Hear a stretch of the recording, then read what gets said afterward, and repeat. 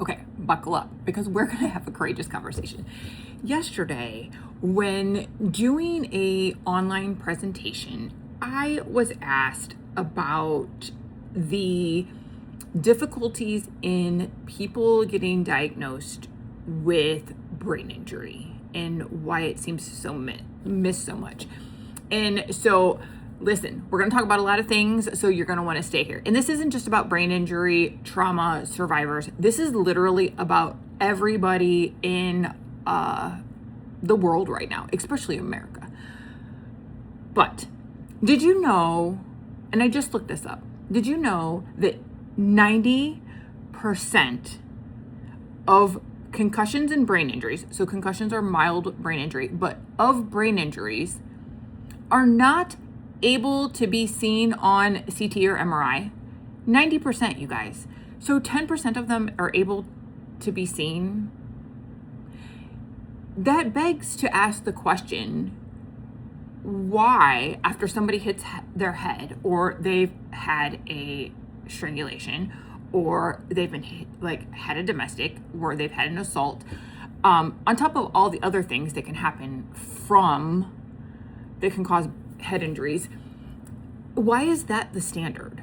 Like, oh, we've done this, and now your CT is clean, your MRI is clean, you're still having symptoms. Oh, it's probably in your head, it's probably hormones, something else.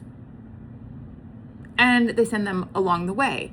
And I think about, and part of our conversation yesterday was about when I went to see my functional neurologist. And basically well, why are they so successful? Because they don't rely on that crap. They don't look at your CTs and your MRIs. They do a bedside assessment. They treat the patient and what they see individually on how your three systems are working together. So your visual, your vestibular, and your proprioception. They look at how you're walking, how your brain is processing, all of those things. Why is traditional medicine not doing that? Why are traditional neurologists not doing those things? Maybe, just maybe, because although most functional neurologists in functional medicine are cash-based, they're not putting profits over people. There's not tests to beef up those insurance reimbursements. And am I against the medical system? Absolutely not. I'm a paramedic. If you are having a heart attack, you are having a stroke, you are having an aortic aneurysm, you are having something emergent, yes, there is a place for that. But would I trust him just for overall health care stuff? No, I don't anymore. So for instance, I recently went to, it actually hasn't been recent, probably 6 months ago, I went to my general practitioner, my family practice doc, mostly because if you don't go for so long, then they make you be seen as a new patient. And so I decided to go, and they were looking at some of my lab work that I had drawn, and they wanted to put me on a statin, not because my cholesterol was really bad, but more so because of this inflammatory marker. And then they wanted to start addressing my blood glucose levels. And the thing is, we have a lot of diabetics. When almost every single patient that I pick up that is over 40 has some type of diabetes. And I want to show you something. This is why I talk about why we need to know healing begins with understanding. So for instance, I want to show you something. Here are 2 salad dressings. So I either make my own or I get something like this, because guess what? There is no added sugar. Now, let's go to this one. That says light. Third fewer calories and half the fat. Here we go. Guess what? Total sugars per serving, which is 2 tablespoons. 12 sugars. And that's total sugars. And it says including 12 grams of added sugar. Added sugar, people. Those are not natural sugars. Those are added sugars. Psh. Oh, by the way, the brain injuries that they can't find 90% of the time on CT and MRI, sugar is bad for the brain. Sugar hits the reward places in the brain. Sugar is an addiction, and it hits those addiction receptors, which keep people in addiction, which we have an addiction problem in this country. Baked beans. I don't have a lot of stuff in my house that I can show you the difference in the labels, but brushes. Ooh. Total sugars, 16 grams. So that's per half cup. And that includes 14 grams of added sugar. So naturally, 2 grams of sugar. They add 14. Because, God forbid, big pharma have people that are healthy and don't need medicines, don't need all of their medicines, because guess what? We have profits over people. Chick-fil-A sauce. I know that tons of people love Chick-fil-A. Famous Chick-fil-A sauce. 7 grams of sugar, but 6 of that is added.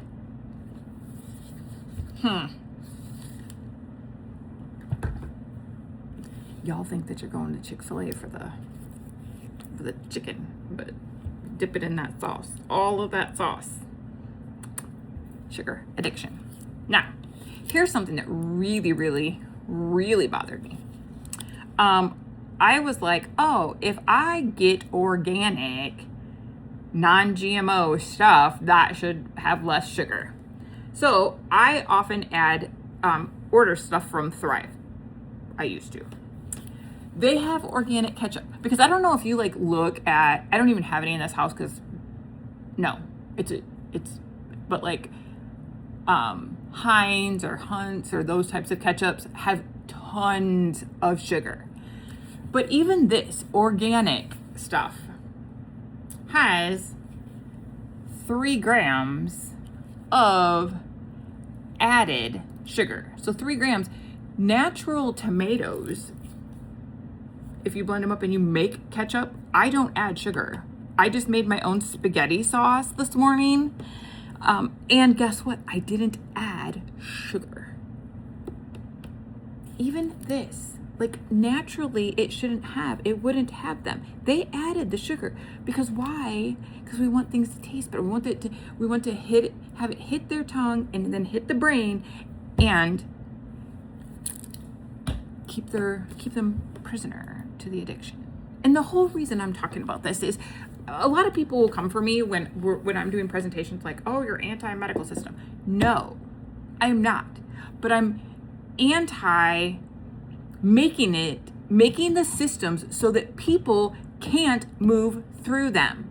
I spent so much of my retirement money trying to figure out how I could recover from all of this crap that I had, from being misdiagnosed, being told I have MS. So the whole reason I got an MS diagnosis is because when they did an MRI, they found 5 lesions on my MRI. Lesions equals MS in their book. And the funny thing is, that was before I went out to functional neurology in 2018. And part of going out to functional neurology before I went out there was to change my diet. So I stopped gluten. I pretty much cut out sugar. I did all those things. Went out there, got my treatment, came back, and then had another MRI. And it was gone. Now, what they did in Minnesota at my functional neurologist didn't get rid of the lesions, but sugar and gluten and those types of things are processed, and sugar and stuff impacts the brain and the inflammatory system in the body. So cutting that out took away those lesions, and I've been better ever since. And when I eat sugar now, or I eat processed crap, I don't feel it physically as much as mentally. I have really bad brain fog. Now, if I instantly, I don't know, within a couple of hours, I will have extreme brain fog when I eat processed sugary crap. Then the other thing is, if I string a couple of days together where I eat rough, the pain that I used to have that got me the fibromyalgia diagnosis comes back. Why? Because sugar impacts the inflammatory spaces. It impacts our joints and our muscles, and it makes us hurt. And I don't understand why people can't see that. Why are they so quick? Why is the medical system so quick to be, here's a script, here's a test. Hey, oh, you hit your head. Here's an MRI. Oh, I'm going to order this really expensive test on you because your CT was clean, or we'll do the CT and then the MRI, when guess what? There's a 90% chance that I'm not going to find it anyways.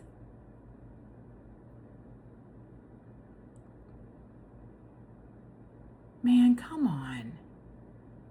And it's not that I'm against the system, but so let's go back to domestic violence survivors, human trafficking survivors, stuff like that, child abuse.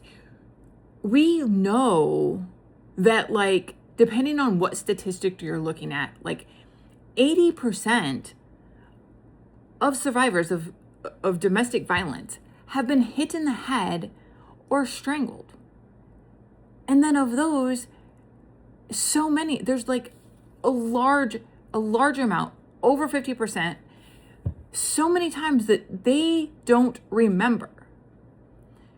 So you have all of those people who are navigating systems, and you start usually talking to survivors. If you're one of the people that talk with survivors, a lot of them have a lot of mental health, hormonal, or chronic illnesses. They don't have the money to navigate the systems very well. So when they're told that they have this diagnosis, they believe it, because especially when there's coercive control involved, they don't feel worthy. They don't feel that they have a voice to challenge the systems, to believe in themselves. A lot of times they don't believe that they're that sick, but they're told that. And they've been wired to believe that they're never right.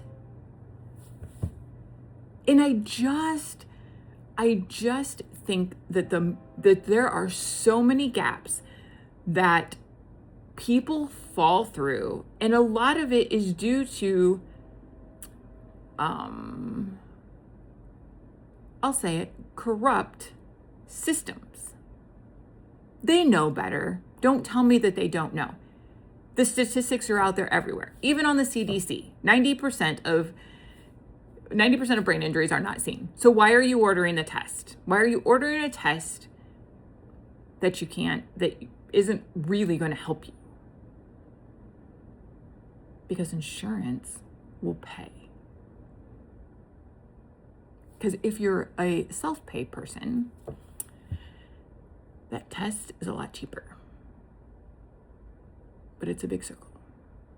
And that is very frustrating. And that is one of the things that I'm really hoping that I can live to 100.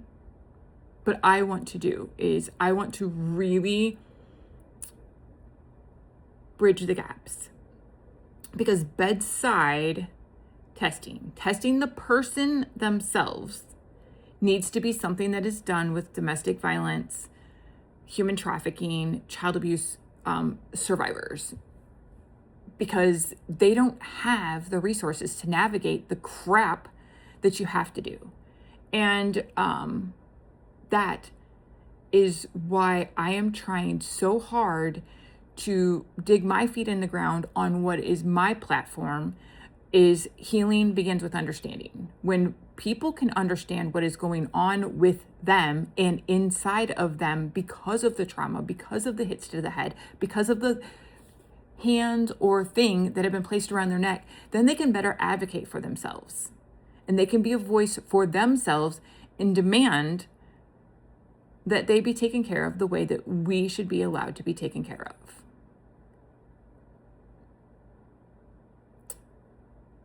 Yeah.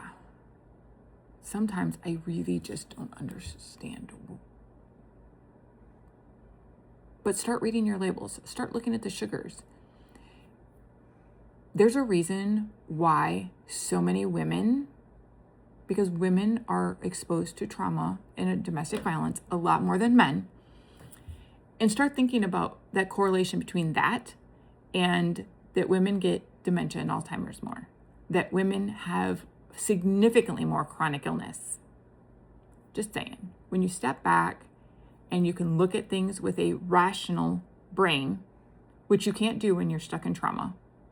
Trauma and fight and flight program you to the emotional brain. When you can look at things in a rational brain, you can see.